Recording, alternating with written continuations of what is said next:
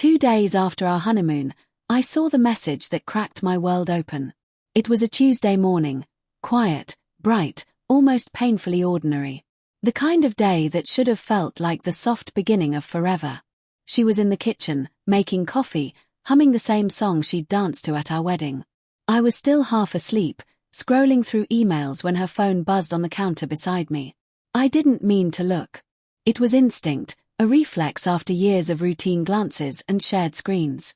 But the preview glowed clear and sharp. I miss you. I froze. 3 words, from an unknown number, to my brand new wife.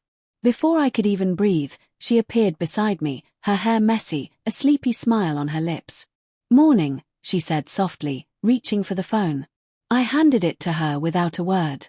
Watched her face shift, just a flicker, a heartbeat of panic before she smoothed it over with a casual shrug. "Spam," she said. "Probably some stupid group text." She put the phone down face first on the counter and kissed my cheek like nothing had happened. "You hungry?" I nodded because I didn't know what else to do. My chest felt tight, like something invisible had wrapped around it and wouldn't let go. That should have been the moment I asked. Should have demanded to see it again. But we were newlyweds. Barely 48 hours home from the honeymoon that had felt like a dream. The idea of not trusting her felt wrong. Still, the words burned in my mind. "I miss you." I tried to shake it off. Told myself I was paranoid, sleep-deprived, overthinking. But the human heart has a cruel way of knowing when something isn't right. That night, she said she was tired and went to bed early. I lay next to her, watching the slow rise and fall of her breathing, wondering who she was when I wasn't looking. The next day, the cracks started showing. She took her phone with her everywhere, even into the bathroom.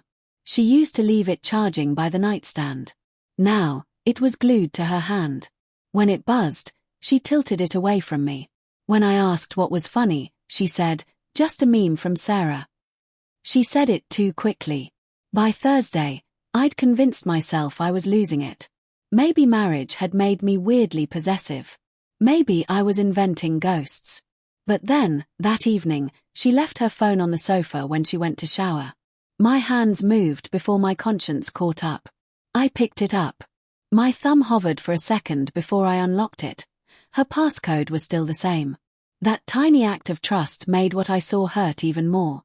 There were messages. Not hundreds, but enough. From a contact saved only as J. I scrolled through the conversation, my heart pounding so hard I could hear it in my ears.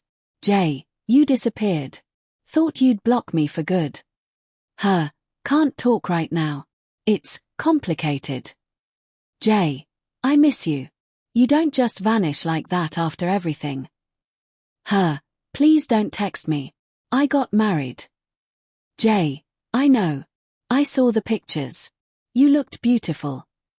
Her, "Then you know why this has to stop." J, "Does it?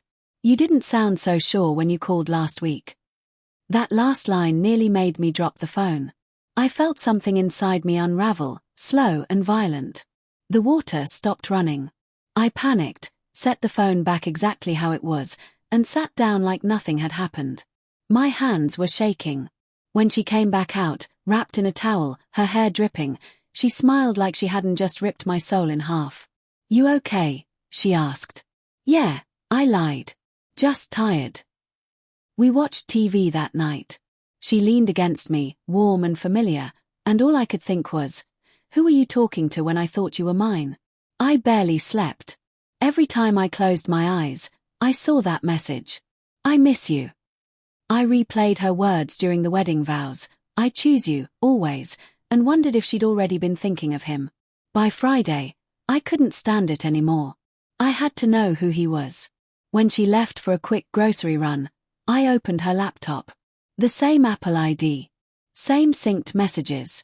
It took seconds to find him. His name, Jason. The messages went back months. Most of them were old, before the wedding, but some were recent. The week before our honeymoon, she'd texted him late at night, "I can't do this anymore. He deserves better." And his reply, "Then don't marry him. You know how we feel." That line hit me like a punch. I kept scrolling, but it was like watching a slow-motion car crash.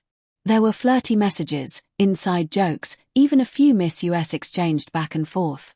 No explicit photos. Nothing physical. But emotionally, it was worse. When she came home, I was sitting on the couch, laptop open. She froze when she saw it. The color drained from her face. "You read them," she whispered. "I read everything," I said quietly. For a long time, neither of us spoke. The silence was thick, heavy, unbearable. Finally, she sat across from me. Her voice was small. "It wasn't what you think." I laughed, a bitter sound I barely recognized. "You think that helps?" She started crying. "It was over before the wedding. I swear. I just didn't know how to end it the right way." "You could have tried honesty," I said. She looked at me, tears streaking her face.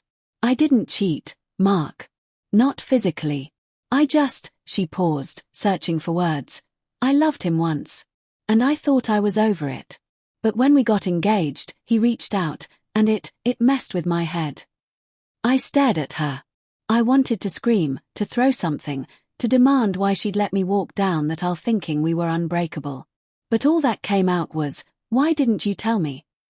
"Because I didn't want to lose you," she said, voice cracking. "And I thought if I just ignored it, it would go away." I rubbed my face, trying to process the weight of it all. "You married me while your heart was still somewhere else," I said. "That's worse than cheating." Her sobs were soft, broken. "I didn't mean to hurt you. I love you. I do." I wanted to believe her. Part of me still did. That's what made it cruel, how love doesn't disappear even when trust does. For days, I stayed silent. I went to work, came home, ate dinner beside her like a stranger. Every time she reached for my hand, I flinched. Every time she said "I love you," it sounded like an apology. One night, she broke the silence. "Do you want me to leave?" I looked at her, this woman I'd just promised forever to, and realized I didn't have an answer. I didn't even know who she was anymore. "I don't know," I said. She nodded, tears glinting in her eyes. "Then I'll stay. Until you do." Weeks passed. We slept in the same bed but miles apart. I'd wake up and watch her sleeping, wondering if she dreamed of him. Wondering if she regretted marrying me at all. Eventually, I asked her to tell me the truth, everything. And she did. She told me they'd dated for 2 years before she met me, that they'd ended things badly, that he'd been her what if. That when he texted her after our engagement, she hadn't been strong enough to cut it off immediately. "I didn't see him," she said. "I just couldn't stop talking to him." The honesty hurt, but it also cleared something in me. I finally saw the truth for what it was, not a simple betrayal, but a human one. A weakness. I told her I needed space. I packed a bag and left for a while. Stayed at my brother's. It's been 4 months now. We talk sometimes. She says she's in therapy, trying to understand why she couldn't let go of her past. I'm trying to understand if I can forgive her. I still wear my ring. Not because I'm naive, but because part of me still believes in what we were trying to build.